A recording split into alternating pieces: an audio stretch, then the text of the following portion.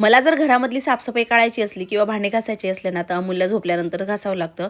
पण सुरुवात मात्र मी अमूल्य झोपायच्या अगोदरच केली होती, कारण म्हटलं ही पहिल्यांदा पूर्ण सामान काढून घ्यावं डब्यामधलं आणि त्यानंतरच मग आपण भांडे घासायला घ्यावं अमूल्याला झोपू घातल्यानंतर. पण अमूल्य मात्र मध्ये मध्येच लुडबुड लुडबुड करायला लागली होती. ज्या घरामध्ये मुलं असेल ना त्या घरामधलं प्रत्येक लेडीजचं काम जे आहे म्हणजे आयांचं काम आहे ना कधीच कंप्लीट होत नाही. माझं सुद्धा तसंच आहे, मध्ये काही ना काही कामं येतातच मुलीमुळे.